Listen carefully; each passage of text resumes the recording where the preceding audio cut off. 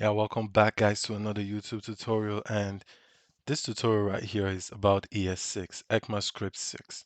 And why do you need to learn this? You should know ECMA Script 6 because if you want to go to frameworks like React, Angular, and etc. Vue, you need to understand the basics of JavaScript and you need to understand the basics of ECMA Script 6. So that's what this video is about. I'm going to go through everything. And before we start, I want to just ask you one question. Are you serious about learning this? Because if you have a strong willingness to learn, if you're serious about learning this, it is right here for you to learn. And at the end of this video, I promise you that you will understand all the things you need to know about ES6 syntax and what has changed from ES5 and ES6. So if you're serious about this, be serious about it. Don't play around. Like, make sure you learn it. I'm not saying you can't have fun, but make sure you learn this, especially if you want to build a career in tech, if you want to be a programmer, if you want to be a junior developer in JavaScript, or even be a senior developer in JavaScript. You need to understand the basics. As we always say, you can only build as high as the foundation is strong, or you can only build as high as the foundation is deep. So make sure you actually put your time and understand everything. If you have any questions, leave them down in the comments below. I'm for sure I'm going to answer you. And you know what? Let's get started. Now, the first thing we should ask ourselves is what is ECMA Script 6 or what is ES6? And yeah, ES6 was invented in 2015 and it's the sixth and major edition of the ECMA Script language specification standard. It defines the standard for JavaScript implementation. So that's what it does. And ES6 brought significant changes to the JavaScript language. It introduced several features such as block scope variables, new looping for iterations over arrays and objects. It also brought out template literals and many other enhancements to make JavaScript programming more easier and more fun. So in this video, we'll discuss some of the best features that you can use in your everyday JavaScript coding with ES6. Now the first one is going to be the let keyword. ES6 introduced the new let keyword for declaring variables. Prior to ES6, the only way to declare a variable in JavaScript was with the var keyword. Now there are two critical differences between the var and the let keyword. Variables declared with the var keyword are function scoped and hoisted. And what do we mean by function scoped and hoisted? In JavaScript, all variable and function declarations are moved to the top of their current scope, regardless of where it's been defined. This is the default behavior of JavaScript interpreters, which is called hoisting. Whereas variables declared with the let keyword are block scoped and they are not hosted. And I know some of you might be thinking, oh, what is block hosting? So block hosting simply means that a new scope is created between a pair of curly brackets. Therefore, if you declare a variable with the let keyword inside a loop, it does not exist outside the loop. Now let me demonstrate and show you what I just explained right here. So we say for, I will use the let right here because that's ES6 syntax. Set that equal to 0, and then I is less than 5, and also I++. And now we console.log I,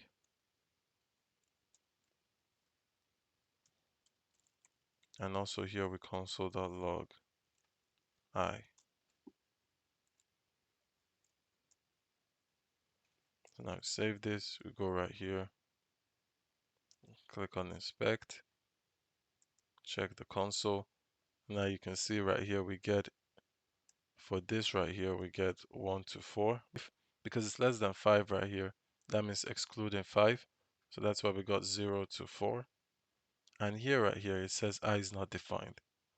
So this is the difference with the let. So now let's actually use the var keyword to see the difference. And this you could also say is ES5 syntax using var keyword.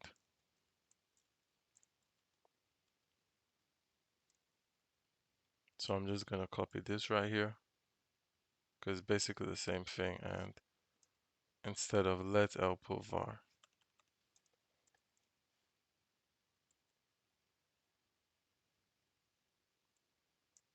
So now we save it, and I'm gonna comment this out so we can see the one for only var. So you see with var, the first thing is we get 5 because you know what? Let me say, let me put some words so you really understand what this is outside the for loop.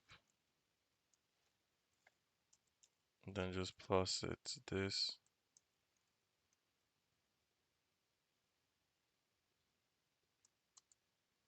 And now as you can see in this code snippet, the variable I in the first block is not accessible outside the for loop.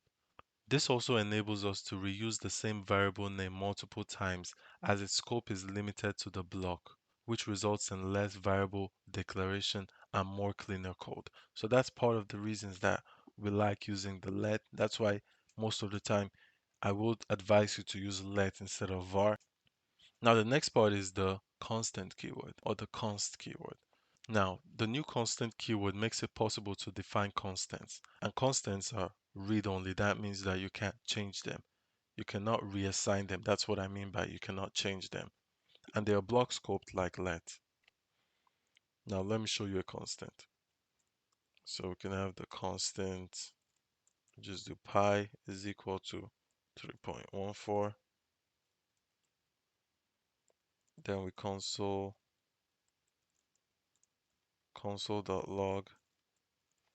pi.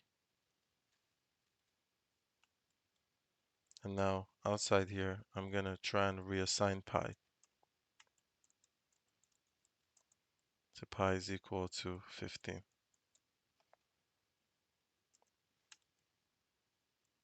Now we save it, and you can see that we console.log pi, we got it, and then it says assignment to constant variable. So you see uncut error type. So this is what you can do with a constant and what you cannot do with a constant.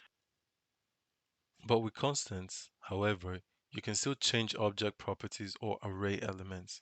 And the way we do that is, I'm just going to show you here, changing object property value. So the way we do that, we say const person. And another thing with constant, most of the time, especially when you're reading other people's code, you will notice that people use all capital for constant.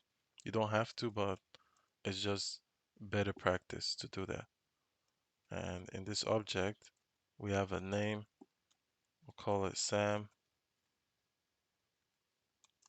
Also give Sam an age, 26. Now we console.log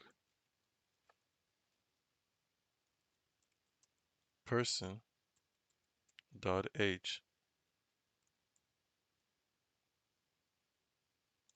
And now we say person.age is equal to 30. And after that, we console.log person.age again.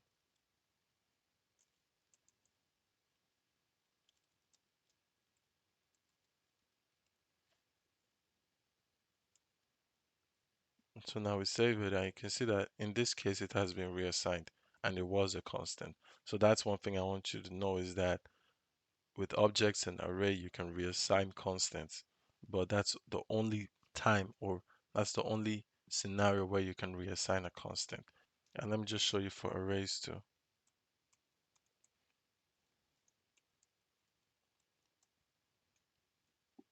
Changing array elements.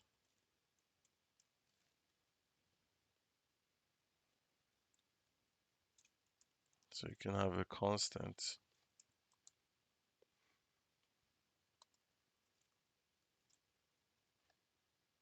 Scroll up a little bit.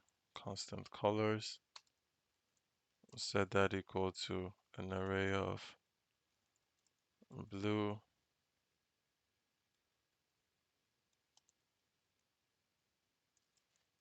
green, and yellow.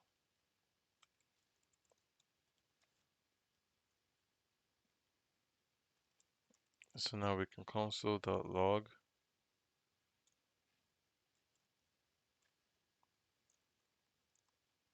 color.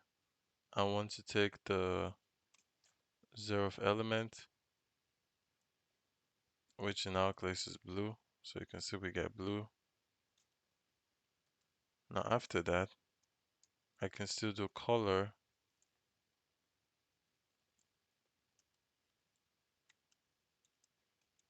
0. And we set that to red. Now if we console.log it again,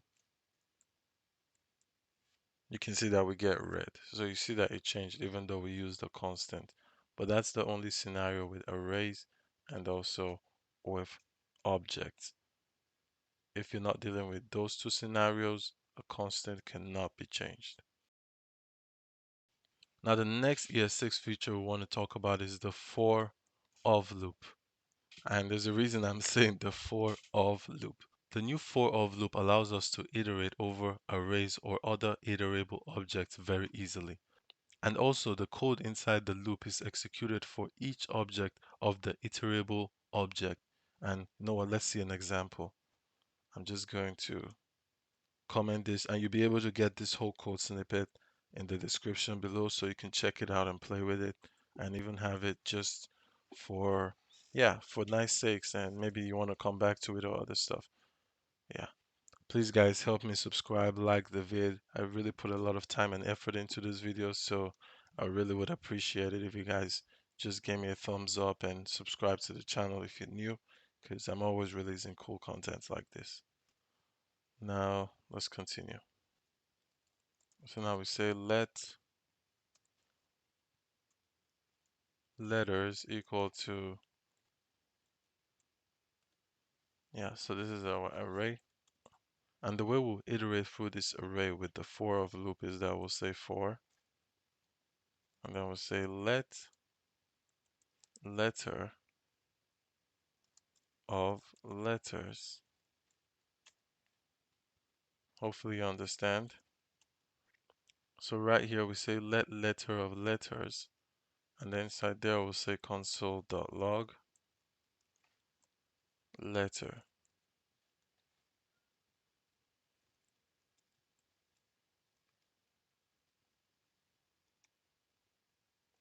So now you can see that we get every element inside this letters array. We get them right here. You can see them right there. Now I want to show you how you would do this without using the for of loop. And just to show you the difference and why ES6 makes stuff easier for us as developers, is that we would say for, and then we'll say let, we'll say letter equal to 0, and then we'll say it should stop when letter is less than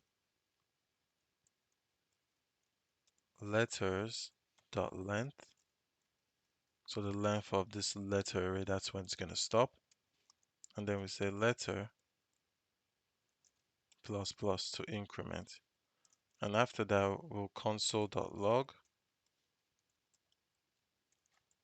And here we'll console.log letters with this square brackets and put letter. So we're basically getting the index of it. Now we save it, and you can see we get the same thing. But if you compare it to what we did right here, you can see that it's totally different, and this is so much easier. This right here is so much easier compared to this.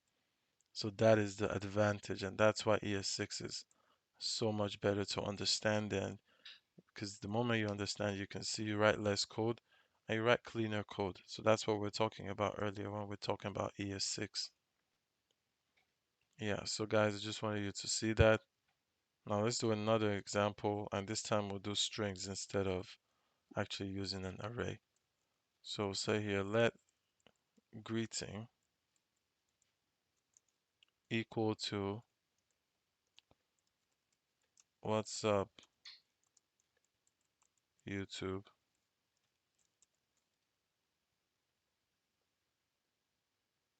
And put an exclamation mark so you can know we really mean it.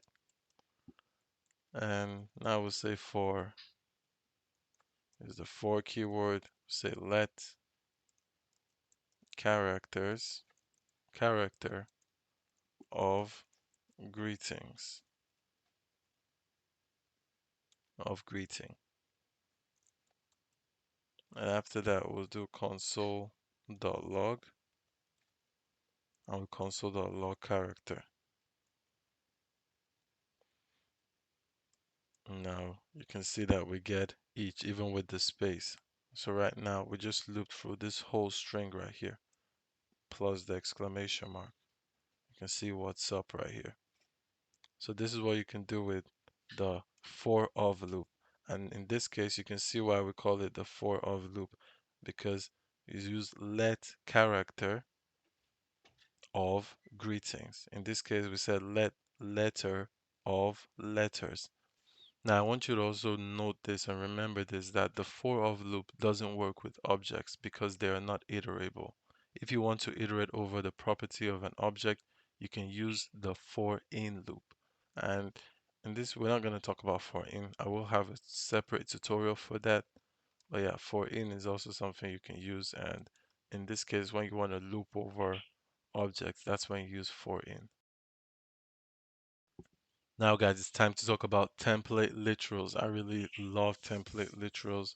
I use them a lot. I see them a lot in different code snippets that I'm working with. And yeah, I feel they're a must in a way. You need to understand template literals and actually use them. So now what are template literals? Template literals provide an easy and clean way to create multi-line strings and perform string interpolation. Now we can embed variables or expressions into a string at any spot without any hassle. Template literals are created using the backtick character instead of using usual double or single quotes. So make sure you remember that. At the beginning, I really got confused with the backticks. Didn't even know how to make a backtick because I've never used them before. But yeah, and the variables and expressions can be placed within the string using the dollar sign and then use a curly bracket and then you put the variable or the expressions that you want to actually be there. So that's the syntax. For sure, I'm going to show you guys. And yeah, you know what? Let's look at an example to really compare using the string literal and just using normal strings. So now guys, let me show you how to actually use a string literal. So we're done with for loop, so I'm gonna comment that out. Yeah, so I'll say let str equal to is the backtick, the quick brown fox. And say jumps over the lazy dog.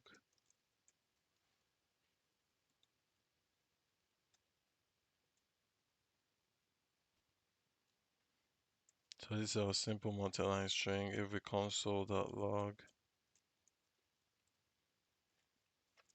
str, you can see we get it exactly like this. The quick brown fox jumps over the lazy dog. That's how we get that. But now, since we're dealing with template literals, when you embed expressions of variables, let's say let a equal to 10 and let b equal to 30. And then we say let answer equal to, we put our backticks, the sum of, and now remember you use the dollar sign and then use your curly brackets and then we put a, and then we say and dollar sign, curly brackets, we say b, is, and now we can see. So these are the two variables A and B, and now we'll create an expression. So put a dollar sign again, curly brackets, then we say A plus B. Now when we save this, nothing shows up because we haven't console.logged it. So let's console.log answer. And this is the power of string literals or template literals. The power of it is the expression mainly. Because right now we've been able to create this, we said the sum of A, which we declared right here, A is 10 and B is 30, but is, and here we actually put this expression here and it gave us the answer of this expression. So the solution of this expression, the result of this expression. And now we got is 40. All we did here was put A plus B. So this is the cool things you can do with template literals. Now I feel tempted to show you how it would be like if you didn't use template literals to actually create what we just created right here. Now let me show you. I'm gonna copy this right here. I'm just gonna copy it and paste it so you can see the difference. What we would literally have to do. If we're not using template literals, we can use the double quotes or the single quotes. In this case, let's just use single quotes. Here, put a line break. So we say ln, and then put another one and say t, and then put this here, and down here would have to also add. We'll have to add a plus, and also put another. So this is how we would have done what we did right here. You see how easy it was to do it right here? No hassle. Look how clean this looks, and look how this looks like. If we save it, so let me comment this whole thing out.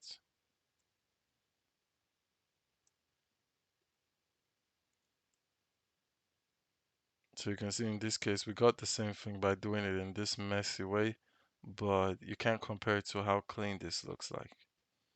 Now for this part, this is where it gets really, I don't know if I'll call that fun or just stressful. But that's the whole point is I want you to see why, as I said earlier, ES6 makes things as a developer easier. It makes your life as a developer easier because your code is just neater, it saves you time. And yeah, I think the neat part for me, I know time is also very important, but it always looks so much neater and is um less cause for error. That means you make less error too because a neat code actually gives you that okay, you're not gonna make too much error, and even if you make errors, you can actually debug them faster. So remove the curly brackets, and yep, I have to add a lot of. Okay, in this case, we don't need to do. We're not. This is not a string. B is not a string, so we just add a plus. Put it here, and also here we'll put the single.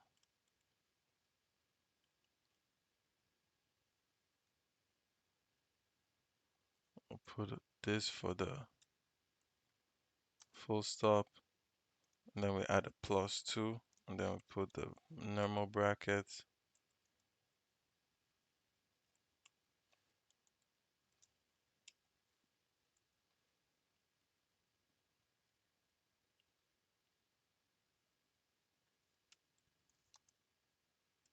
and also add a plus. So yep, should be something like this.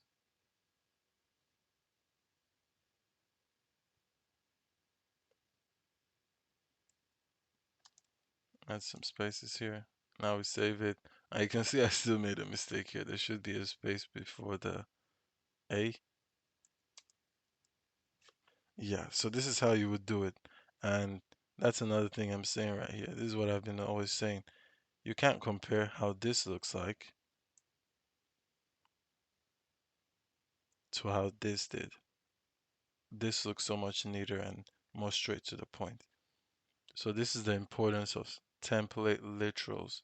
They're really important for me. I think they're a must because when I look at other people's code and when I'm writing my own code, I have to use them. They're just more convenient and yeah, it just makes more sense.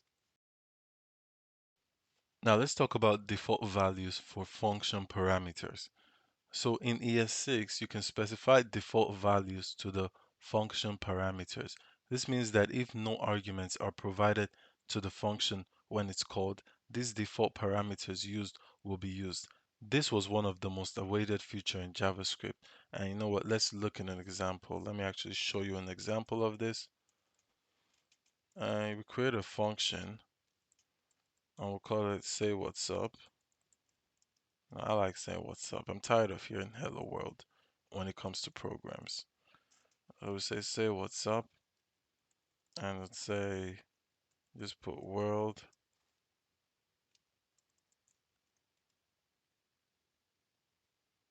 and I would say return.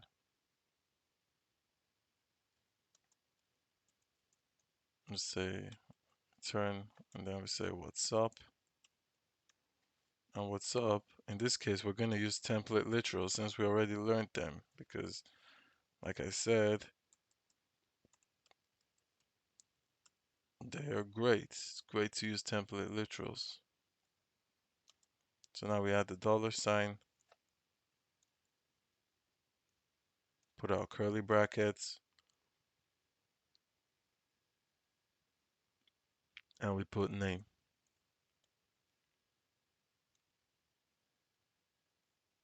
Could put an exclamation mark after it.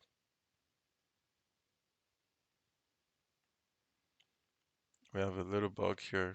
Should be like this. We don't need this curly bracket, that bracket behind.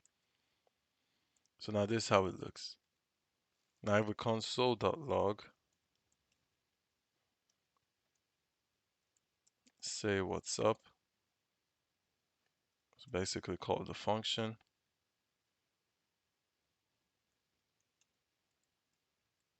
It says what's up world. But this is another thing you can do right here.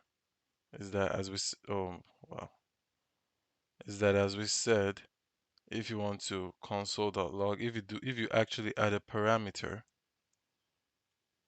then it will use your parameter. So put Sam, says what's up Sam instead of world because we gave it this parameter of world and it will always use this world parameter if we do not have or if we don't give this function any parameter or argument. So in this case, it's using world, the first example. Let me give them some space. It's using world as its argument because we never gave this function when we called it an argument. But in the second example, you can see that we gave it an argument of Sam as the name.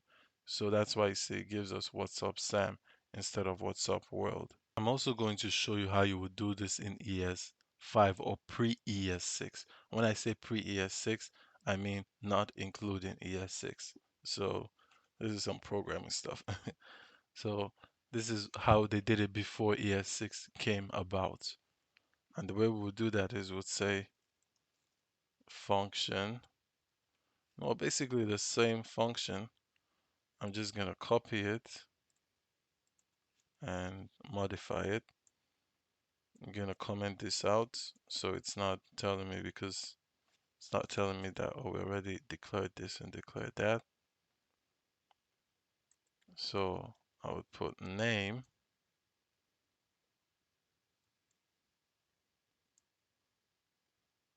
And here, I would actually have to create a variable and call it name is equal to name, put this or world. So that pipe, those double pipe is or world. And now would return what's up. I wouldn't use template literals because this is pre-ES6, so would use the quotes. You see how it's already starting to, and then we say plus, say what's up as a string on its own, plus name, and then name also plus exclamation mark, which is a string.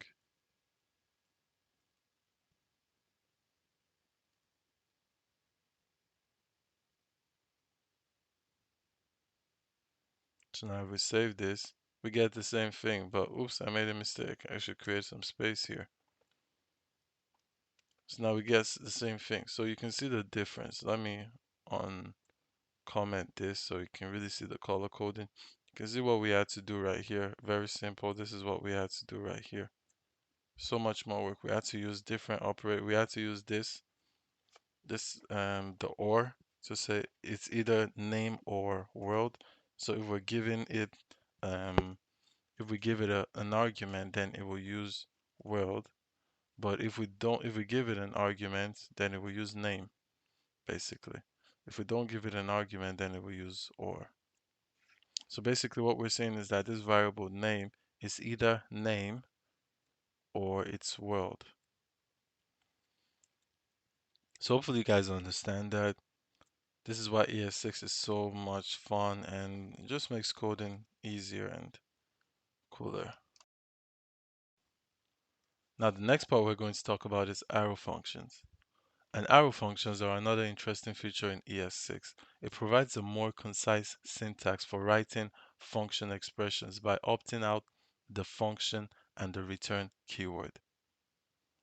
So what do I mean by opting out? I mean by removing it. With arrow functions, we don't need to use the return keyword and we also don't need to use the function keyword, but it's still basically a function.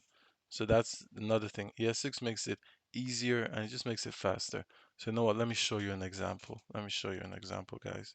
So now we'll say function with function expression would say var sum is equal to function, and here we would put a and b. So inside here we would then put return. So this is pre-ES6, a plus b.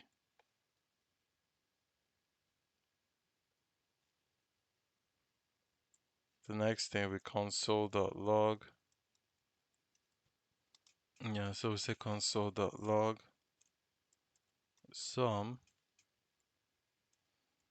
and for sum we'll give sum to, we'll say 5 and 6. Save that and we get 11. So it added 5 and 6 and we got 11. Now let me show you with arrow functions how we do the same exact thing. Say var sum is equal to, now we put the arguments a and b. You know what, I'll give them c and d. So we use different arguments. After that, this is why it's called an arrow function, because we actually use this arrow. This is basically like a keyword. We use this symbol right here. And then we say C plus D. And that's all. All this in one line. After now, we just console.log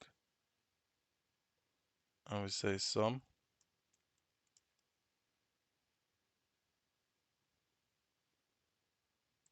Let me just give it sum 2, so it's a different function. And it's, as its argument, I would give it 10 and 7.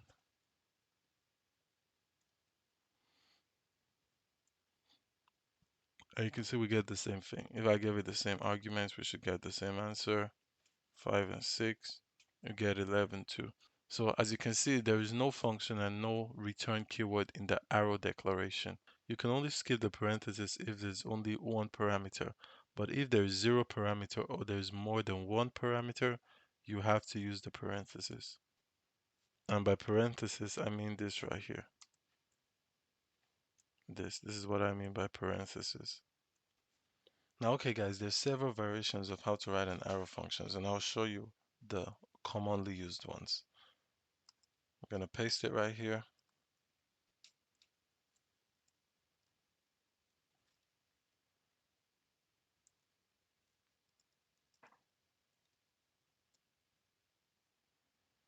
So now this is the first one. You can see it's a single parameter, single statement.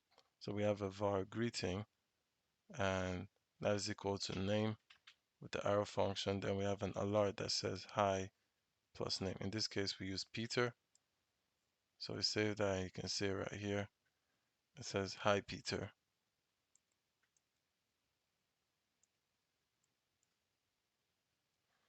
Now this one is a multiple argument single statement.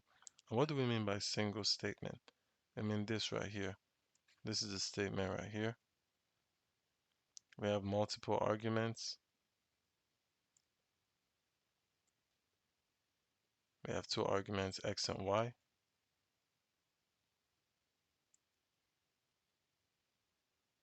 You see in this case now we get 6. The alert shows 6. Now the third one, you can see we have a single parameter and then a multiple statement. So with the multiple statement, we have this twice. We have alert, we have adult and teenager. So if you're 21, you're an adult. If you're less than 18, you're a teenager. So if you want to change this, you can change this to 2.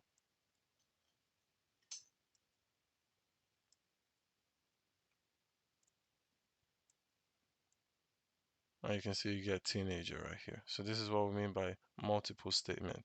In the previous examples, we only had one statement, a single statement.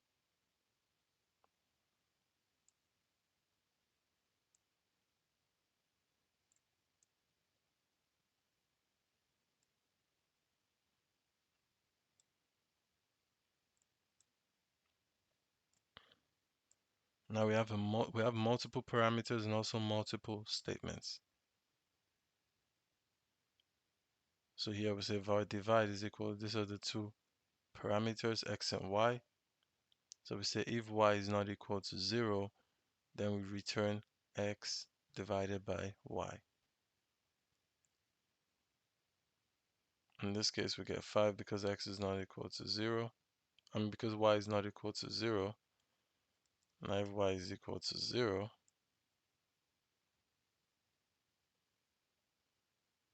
we get undefined. Now the last one. The last one is no parameter and single statement. So in this case, we do not have any parameter. We just say var hello is equal to this right here. And as I said earlier, if you don't have a parameter, you still have to put this here. When you have to put this is if you don't have a parameter and if you have more than one parameter. If you have a single parameter, you do not have to put these brackets right here. So in this case, we have no parameters, so that's why I put the brackets there, they're empty. And then with the arrow function, we say hello world. You can see right here, we get it as an alert. Another thing I wanted to talk about is that there is an important difference between regular functions and arrow functions. Unlike a normal function, an arrow function does not have its own this. It takes this, the keyword, from the outer function where it is defined. In JavaScript, this is the current execution context of a function. Now guys, to understand this clearly, let me show you another example, the following example right here. So now when we save this, you can see that this is referring to the global object window, and that's why it says, hi, I am undefined from undefined. And this is pre-ES6, so we're not using the arrow function in this case. So you know what, let me show you how we'll do this with the arrow function. Now let me show you how we would do this with the arrow function. In this case, we would have function person with nickname and country, and then we'd have this nickname is equal to nickname, this country is equal to country, then this dot get info is equal to function, and then the return right here, instead of function, we'll just have this, and then our arrow function. Then we say alert this constructor.name. In this case, it won't be window again. Now we'll get the person because earlier we got window.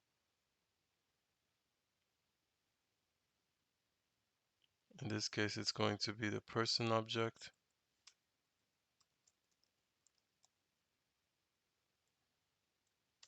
and not window like we got earlier.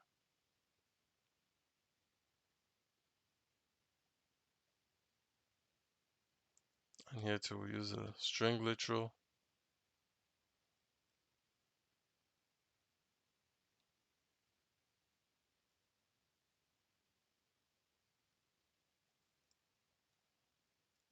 And then we add the curly brackets.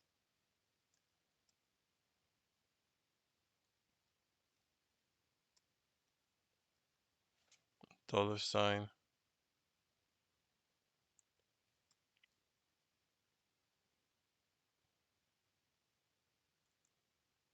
Don't need these pluses anymore.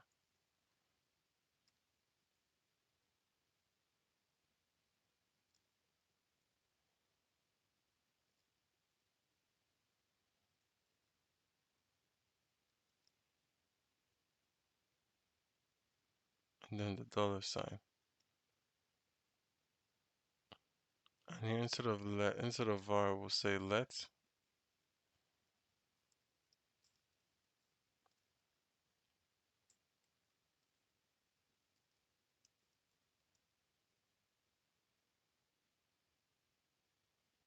And for sure it's gonna say, hi, I'm Ricky from Argentina.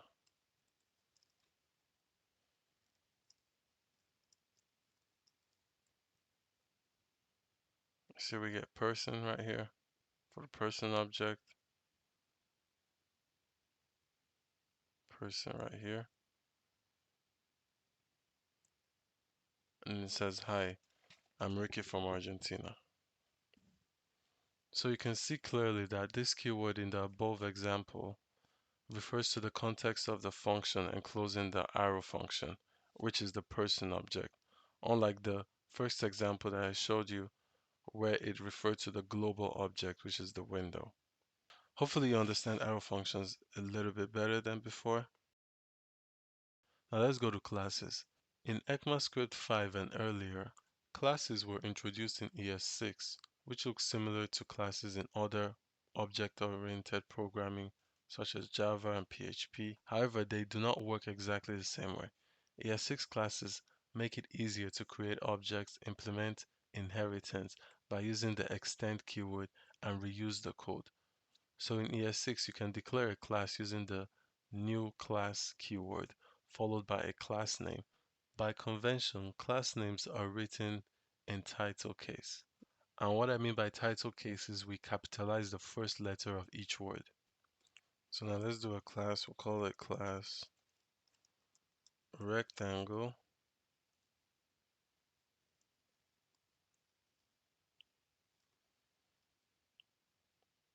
The first thing we'll do is we'll create a class constructor. So let me just put that out. So we say constructor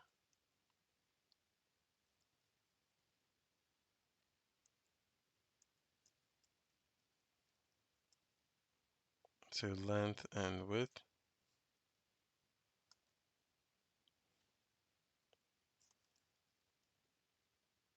And then we say this dot length is equal to length, and also this dot width is equal to width.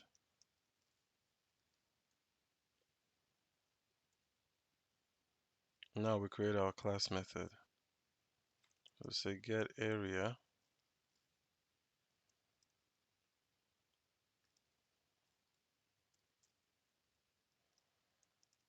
In our case, we'll just return this dot length multiplied by this dot width. Now what I want to do is I want to show you a simple case of inheritance. So I'll create a square class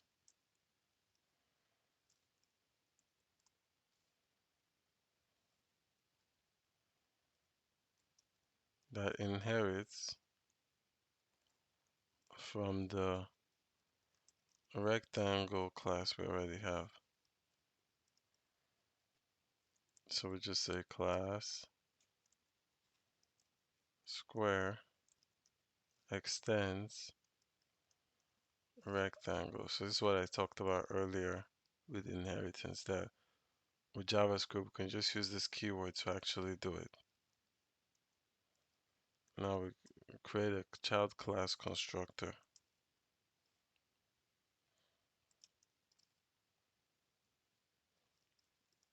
So we say constructor, we put length, and then we say super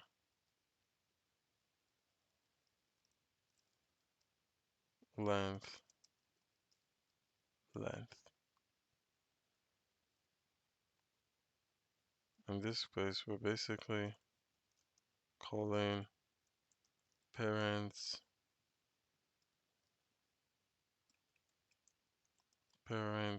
constructor.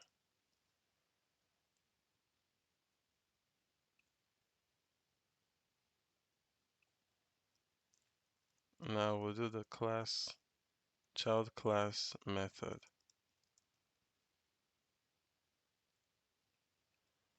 So we'll just get parameter or get perimeter,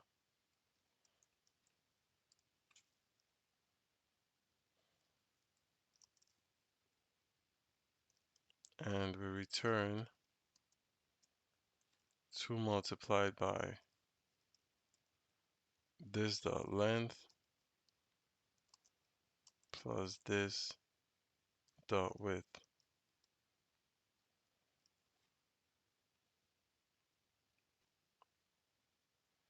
Now if we say let rectangle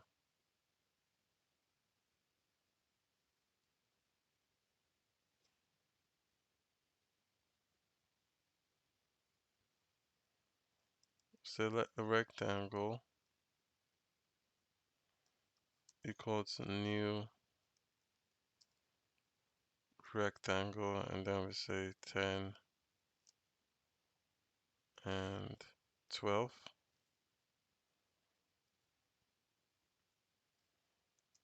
If we use the alert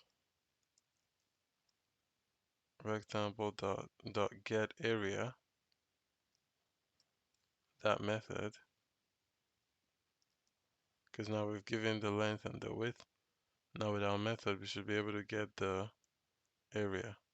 So you see we get 120, because that's 10 times 12, which is 120.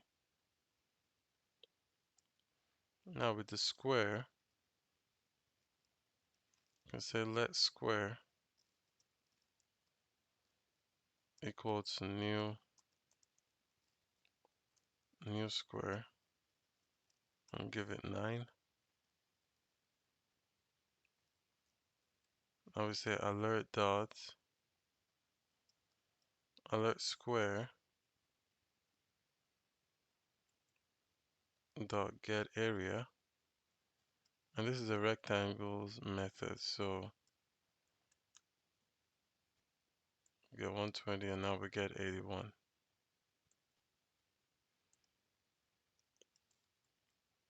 Now I could say the same thing but for perimeter.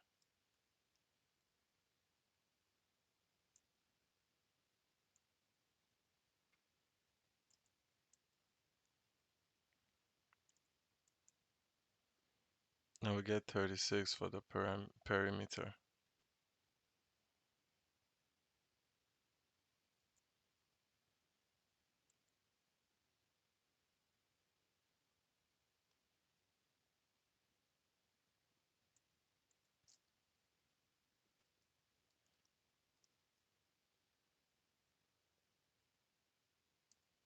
Now we can also say square instance of, use that keyword of square. And you see we get true. Now you can see in this example that the square class inherits from rectangle using the extend keyword. Classes that inherit from other classes are referred to as derived classes or child classes. And also you must call super in the child class constructor before accessing the context this. Now let's talk about modules. Prior to ES6, there were no native support for modules in JavaScript. Everything inside a JavaScript application, for example, variables across different JavaScript files, shared the same scope. ES6 introduced the file-based module in which each module is represented by a separate .js file. Now you can use the export or import statement in a module to export or import variables, functions, classes, or any other entity to or from other modules or files. Now let's create a module. So right here I'll create a main.js.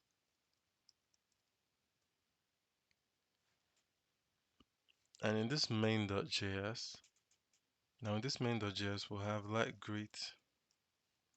I'll call it greetings as equal to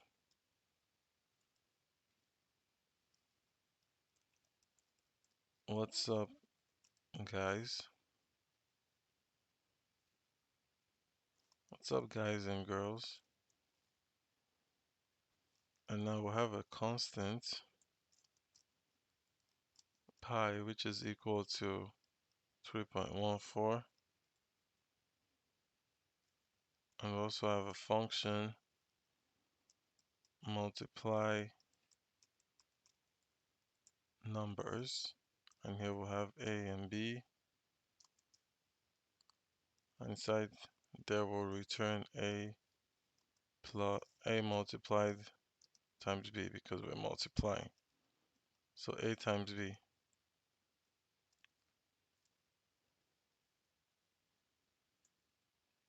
Now beneath that, we'll be exporting these variables and functions. So what we'll do is we'll say export. Inside curly brackets, we'll say greeting, also pi, and also multiply numbers.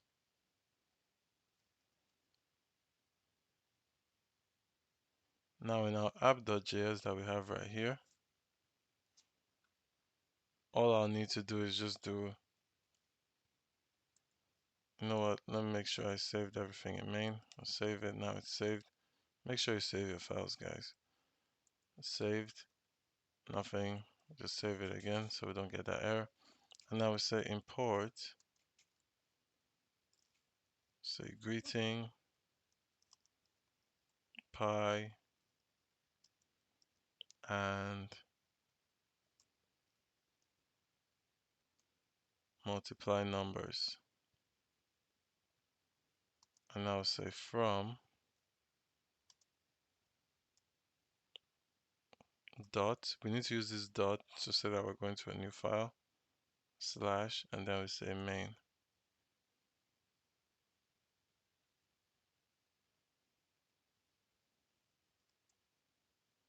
So now if I say alert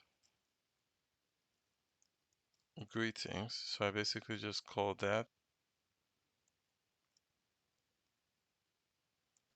Yeah, so right here we need to put type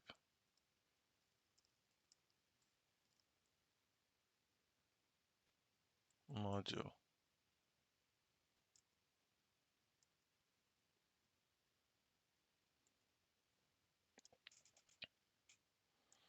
So what we need to do here is also go to the app.js and put this type module, because if you don't put that, you'll get an error.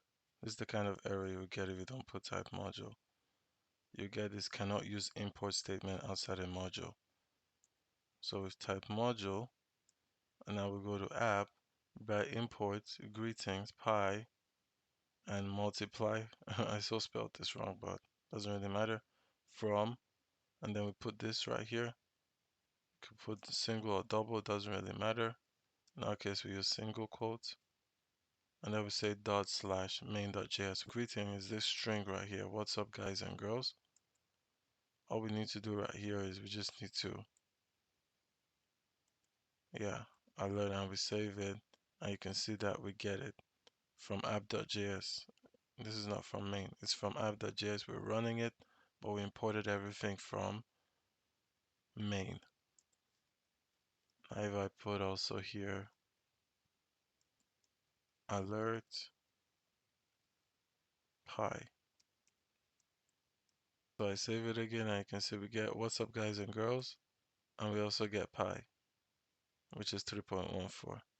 And we can do the same thing for even a function. Say alert multiply numbers, and we put the inputs, we say 4 and 8, 4 and 9.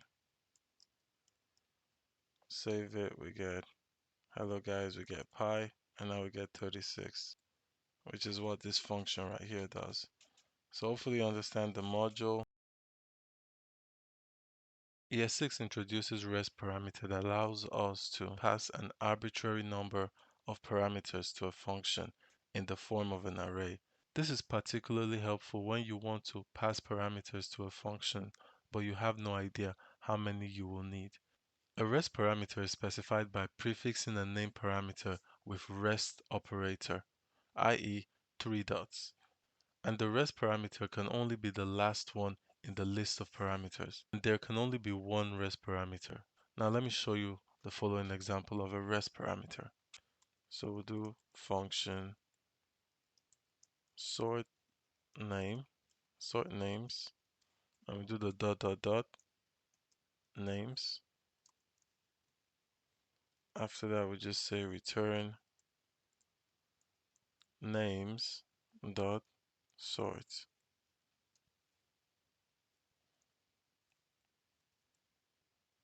So now I can just say alert. I know what I'll do, console.log this time. Console.log sort name, sort names. In this case, I'll have Sam.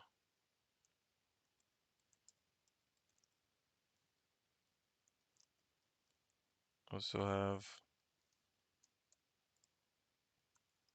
Victoria.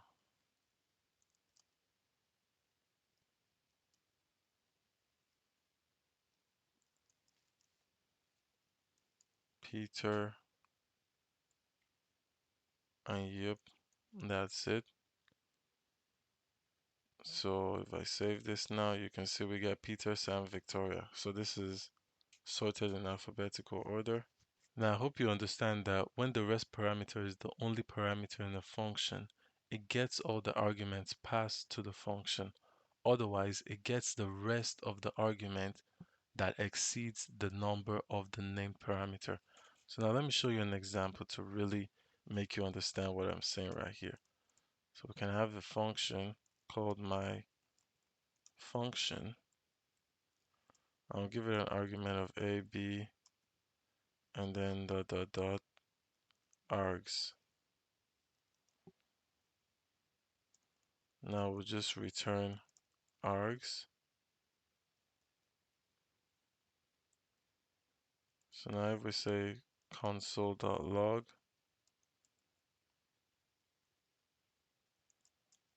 my function, I'll give it 1,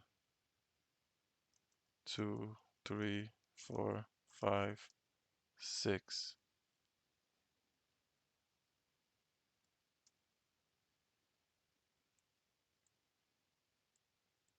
And now, you know what, I'm gonna comment this out.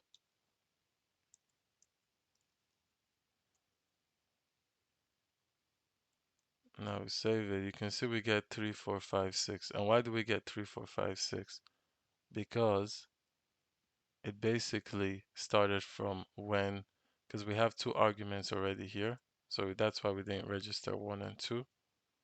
So it started after. So this is what a REST parameter does. And I hope you don't confuse the REST parameter with RESTful web services. They're completely different. So when the parameter is the only parameter in a function, it gets all the argument passed to the function. Otherwise, it gets the rest of the argument that exceed the number of the named parameter. So hopefully guys, you understood that. If you have any questions, if you don't really understand something, leave it down in the comments below and I might help you out with some resources or just explain it in the comment section. Now let's talk about the spread operator. The spread operator, which is denoted by the triple dot, performs the exact opposite function of the rest operator. The spread operator spreads out, or you could also say splits up an array and passes the value into a specified function. And you know what, guys? Let me show you what I mean by that. So we'll say function add number, and here we'll have A, B, and C as its argument.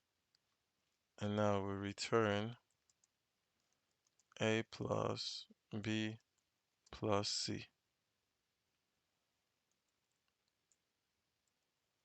Now we say let number, or let numbers equal to an array, say 5, 10, 7. Now I'll show you pre-ES6 and also ES6. So pre-ES6, let me just comment that and say ES5. ES5 way of passing array as an argument of a function would say console.log, say add number,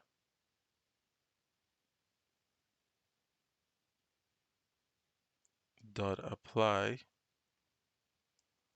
and here would put null and then the numbers.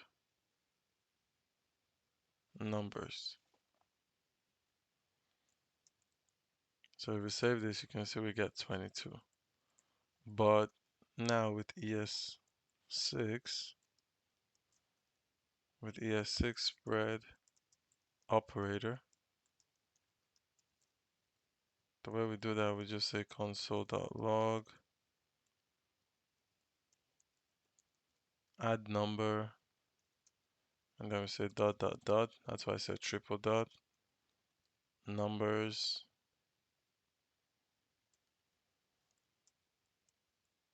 I can see we get the same thing, we get 22 also. You can see that the spread operator can also be used to insert the elements of an array into another array without using the array methods like push, shift, or concat. So let me show you an example of that, guys.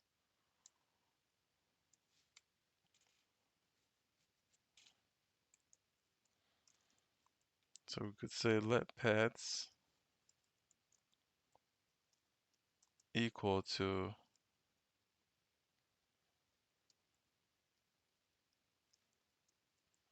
cats,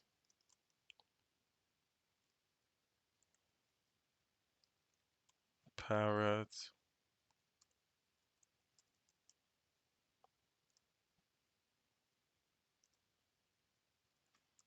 and also dog. And then we can also say let birds, oh no, let me say something, let me say bugs is equal to an array of ants,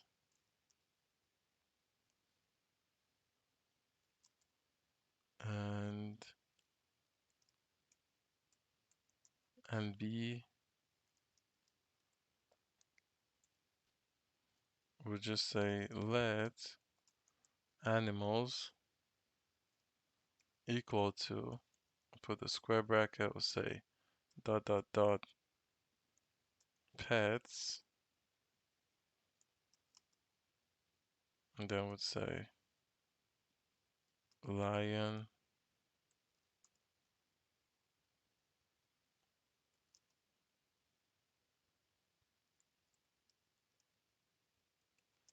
bears,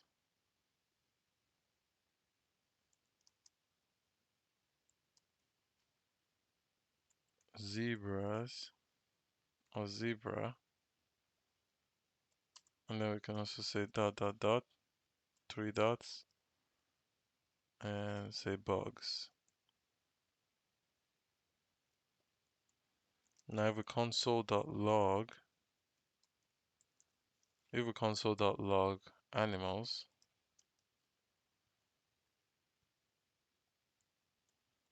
save that, you can see that we get cats, parrots, dogs, and then we get the ones that we inserted, which is lion, bear, zebra, and after that we get ants and bees. So this is what I mean by you can add two different arrays to one. So we added these two arrays, pets and bugs, to animals, and we did that with just the triple dots and then the name of the array, triple dot, name of the array. I could switch it up and even put it here.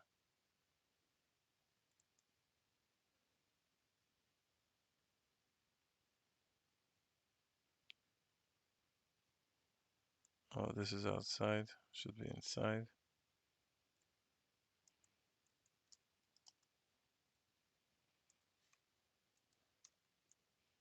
So you can see that we get the bugs before and then zebra is last. So these are nice things you can do with spread, which is really cool.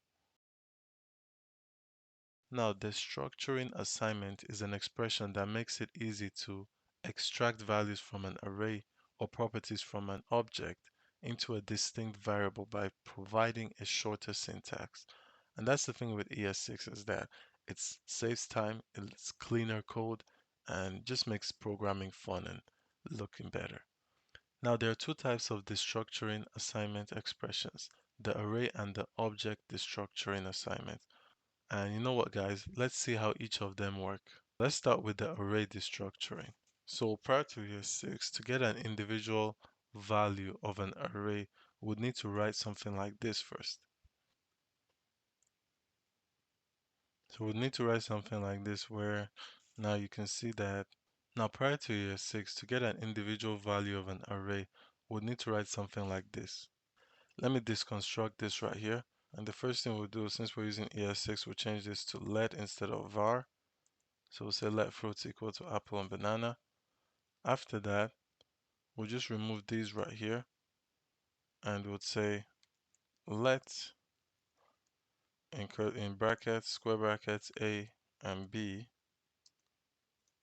equal to fruits.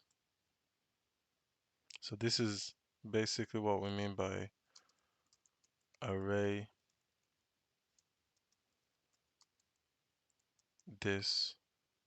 destructuring. So instead of alert, I'm just gonna use console log.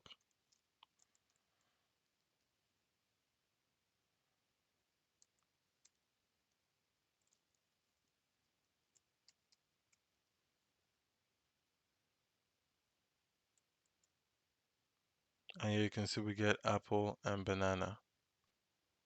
So in this case, you can see that we just gave it, we basically said, oh, A is for apple, B is for banana, and now if we console.log A, we get apple. If we console.log B, we get banana.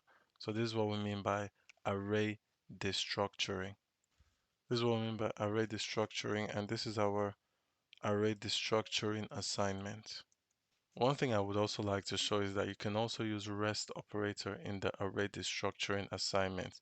And you could do that as following. If we had maybe something more, I will add mango. What we could do right here is we could say this is equal to 3 dots. It could be B, it could be C. So we have A and then we have dot dot dot C is equal to fruits. And now if we console.log A and we console.log C, you can see that the first one we get A and the second one we get C, which is an array of banana and mango. So that's the cool stuff you can do with this. And you could even console.log.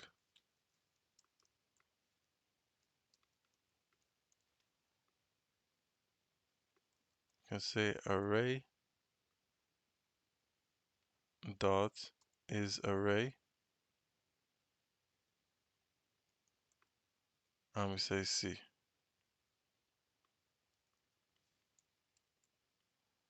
And you can see it says true. So it's basically telling us that that C is an array. So yeah, that's the cool stuff. So now we know how you can do array destructuring. Now let's look at object destructuring assignment. Now, this is object destructuring assignment, but firstly, like I always do, I like showing you how it was done pre-ES6. And instead of alert, I'm going to use console.log.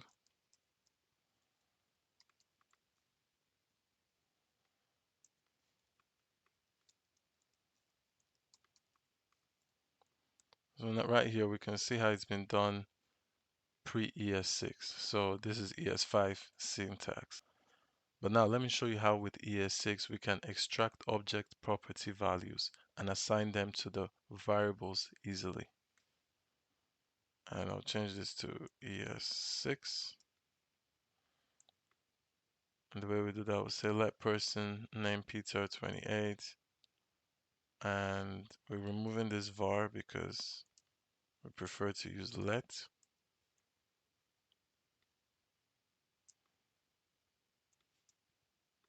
In this case, we'll just say let curly bracket name and age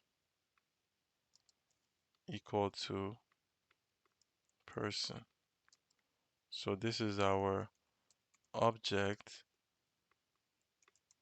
destructuring assignment.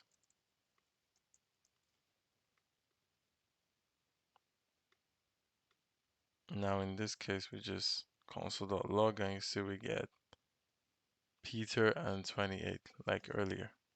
And yeah, guys, we just finished this tutorial. You should feel proud of yourself if you reached the end of this tutorial video. And hopefully you understood everything we discussed. If you enjoyed this video, please leave a like for the YouTube algorithm to help me out with that. Subscribe to the channel if you're new. I'm releasing content almost every day and making sure it's good quality content. So yeah, guys, and just give me some feedback.